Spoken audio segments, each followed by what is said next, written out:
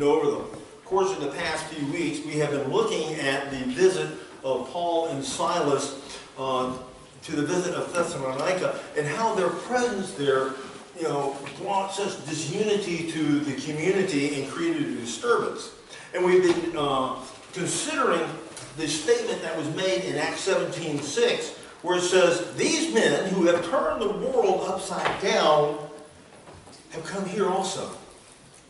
And we saw that this was not just some random statement. It was a statement made by the people of the ancient city of Thessalonica who were opposed to the message of Paul and Silas.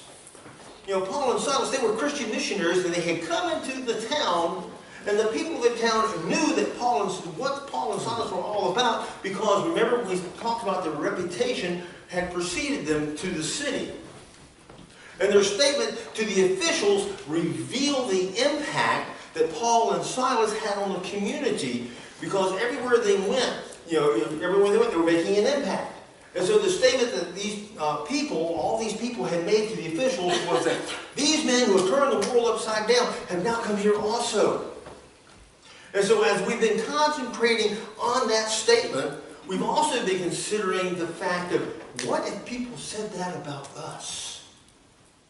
What if people said that about us? What if people in the community knew that we were a group of people who were turning the community upside down? What if we were so effective in our living for Jesus that the people in our community were radically changed because of the message that we brought?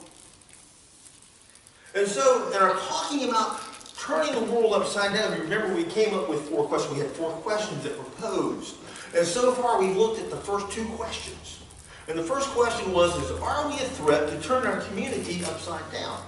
Do we have what it takes to make a difference in our community? Is Jesus important enough for us to see that we stop at nothing to see him lifted up?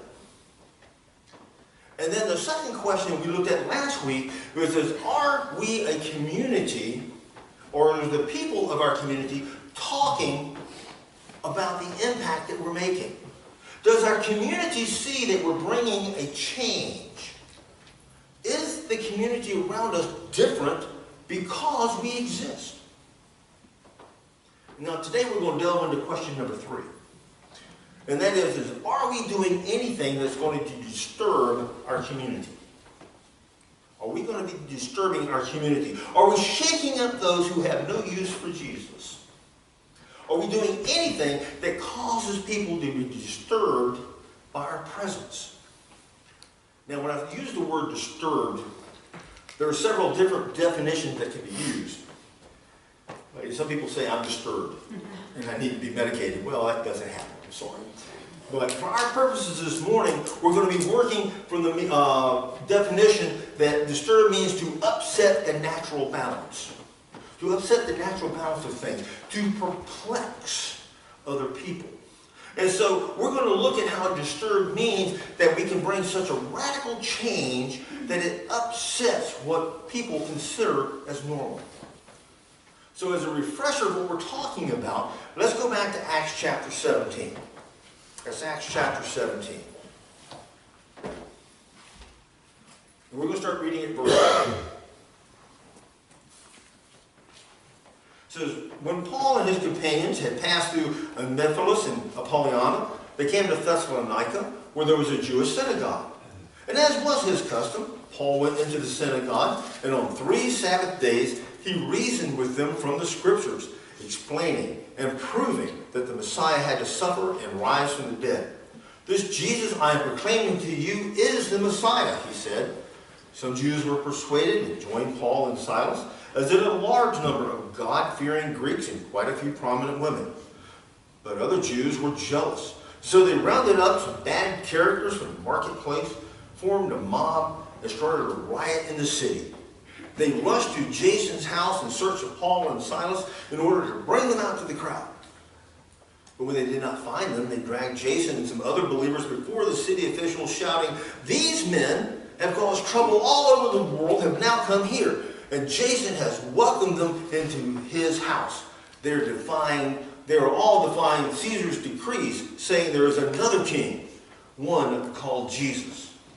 And when they heard this, the crowd and the city officials were thrown into turmoil. And they made Jason and the others post bond and let them go. Now, in that last verse, verse 8, the English Standard Version says, the people and the city authorities were disturbed when they heard these things. Now, Paul and Silas, when they show up in town, suddenly the normal is not normal anymore. And these two men, just by their appearance and their message, radically altered the city. They disturbed people.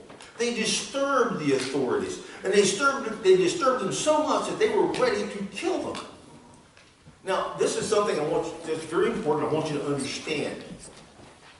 We see that disturbing a community, overturning what is considered to be the normal way of things, and the way things are thought about, can be dangerous. It can be dangerous. It's not for the faint of heart. And you need to understand, your reputation might be in jeopardy. And people just may look at you a little different. But you also might get to be a part of a God-sized movement that will rock your world forever. Standing for Jesus can be dangerous, but it can also be exciting as well. Jesus disturbed people. And he didn't set out to do that. He really didn't. The disturbance was a result of who he was and the message that he brought. And we know that Paul and Silas brought, disturbance to people. We just read that. We know that Paul, like Jesus, didn't set out to disturb people by what he said, but his determination to get the message about Jesus out got people all stressed out and upset. So if we want to turn our world upside down, we're not setting out to trying to intentionally disturb people, because that's not our goal. But you can rest assured that if we go all in for Jesus, somebody's going to get disturbed. Somebody's going to get upset. Somebody in this community around us is going to get really irate. A public stand for Jesus and who he is disturbs people. A group of people who are united for Jesus is a threat to what people consider to be normal. If standing for Jesus is considered to be abnormal, I'm abnormal. I'll tell you right now. But people trusting in Jesus and the message that he brings disturbs what people, the society around us, consider to be normal. Because the exclusivity of Jesus has a whole lot of people upset. So now we have to make a decision. And that decision is, are we ready? Are you ready? Are you ready to make a stand for Jesus? Are you ready to make a stand and not back down from that commitment to stand for who Jesus is and the message that he brought? We don't have to be combative. We don't have to be the loudest person in the room. But you have to be committed. You've got to be committed. You've got to be committed to getting his message out to the world around us.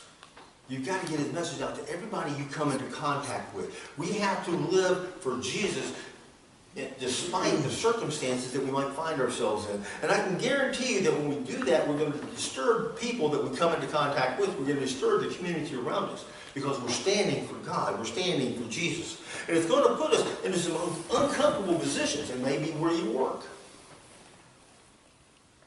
Perhaps, where you're working at, you could be finding yourself in an uncomfortable position for making a stand for your faith in Jesus Christ. But you got to stand firm in your commitment to Jesus. You got to stand firm in his message.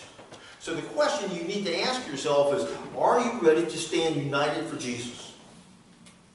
Are you ready to stand? We have to be united in who we are and what we believe. Now, I'm going to tell you this. We are not going to agree on everything. That's just a given. It's like in a family. Has anybody in a family ever agreed on everything? No. It happens. We're not going to agree on everything. It's okay to disagree on some things. Right? But we should never let our disagreements divide us. We need to be united in our faith. We need to be united in our desire to share the gospel. We have to be united in our desire to share the love of Jesus with everybody, not just a few. Not with just the people who walk in the door on Sunday morning. But what about Monday, Tuesday, Wednesday, and Thursday? You've got to be united. You've got to want to do that. And when you're united for Jesus, people are going to get disturbed. So are you ready to fully and completely trust Jesus? We have to be totally committed to Him. We have to begin reaching out to the community and to the world around us. And when we do that, things are going to happen that are beyond our comprehension. Because God's at work. You know, sometimes we're going to look foolish. Sometimes even to ourselves, you know, at least. And a lot of times we're going to look foolish to other people. And when that happens, we need to remember we have to keep our eyes on one thing. Or actually, one person. Who is that? God. Jesus. That's right, God. That's exactly right. We have to keep our eyes on Him. We have to try and do all we can to lead people to place their trust also totally in Jesus, as we place our trust totally in Jesus. So the question is, are you ready to totally trust Jesus yourself? Are you ready to step out of your comfort zones? Uh-oh, there's that nasty word, comfort zones. But you got to be ready to step out. A lot of us like to come here and say, okay, it's Sunday, I'm safe. I've checked my block. Monday, I'm going back to work. If I open my mouth, I'm in trouble. How many of you relay what you find out on Sunday at work the next day? You should. You do? All right. Let the children lead us. We need to tell people what we learned about our faith. We've got to get that out. Because if we don't, we're missing an awesome opportunity. Because when people don't have a real trusting relationship with Jesus, they're weak Christians. But when people have that, when we have that total trusting relationship with God, and people see us living our lives totally dependent on Jesus, it makes them start to think, that's not normal. I'm not normal. I'm not. Because I love Jesus. At least I'm not normal according to the standards of the world. But I'm normal according to God. I'd rather be normal according to God than it would be according to the world. What about you? All right. But when we reach out to the community to make a difference, when we're reaching out to the different communities, we're going to be upsetting the apple cart of normal. And we have to do that in order to be able to lead people to a relationship with Jesus. Unfortunately, when we see the apple cart getting upset, we see people disturbed by our sharing of the message, we might be tempted to change the message or to modify the message or maybe even water it down to make it more appealing. We're going to be tempted to take sometimes matters in our own hands. And when we do that, we lose our faith in Jesus. We lose our total trust in Jesus. And when we lose our trust in Jesus, we lose our positive influence on the community around us. We have to stay true to the message. We have to stay true to Jesus. So are you ready to uphold Jesus alone? Because we don't need to add anything to the message. So are we ready to uphold Jesus alone? We have to hold up Jesus as the way, the truth, and the life. We have to stand by the statement that Jesus made in John 14:6, where He says, I am the way and the truth and the life. No one comes to the Father except what? Through me. We have to lovingly and unwaveringly lift Jesus up as the sole way to eternal life, as the sole way to salvation. Being exclusive disturbs people. But if we compromise that Jesus is the only way, we destroy our trust in Him. And we fail not only those here, and we fail in God, but we fail those in our community. If we believe that Jesus is the only way, that should be the catalyst to push us out into the community to share Jesus. It should be the catalyst, it should be the motivation to share Jesus with people at work, to share Jesus with people at school, to share Jesus with your neighbors. So are you ready to step out of your comfort zones? Are you ready to step out of this building? Are you ready to step out totally on faith in Jesus and share His message and disturb the community? See? We got to be following her. Are you ready to disturb people for Jesus? That's not a question that I can answer for you. I know what my answer is. Yes. What is your answer to yourself? Are you ready to step out of your comfort zone and share Jesus? Remember at the end of Matthew, something called the Great Commission? Right? We're all evangelists. We're all supposed to share the message of Jesus. How many of you do that on a daily basis? How many of you do it on a weekly basis or a monthly basis? You got to share Jesus. Anytime. God's going to open up the doors. God's going to open up the opportunity. You have to seize that opportunity. You've got to share Him. And when you do, get ready. But somebody's going to get disturbed. Let's pray. Gracious Heavenly Father, we just thank you for this day. We thank you for the message that you've given us through your Son, Jesus Christ. Help us to reach out into our community. Help us to step out from our comfort zones. Help us to share your message with all those around us, Father. With our neighbors, with our friends, with our family, with our co-workers, with our schoolmates. With a person standing next to us in line at Walmart or food line, Father. Help us to share your message. Sometimes we can share it in just a kind act or a kind word.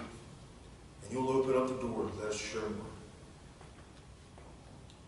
Help us to love you more by sharing you with everyone. It's in your Son's precious and holy name that we pray. Amen. You'll find our hymn of faith is hymn number 318, I believe, and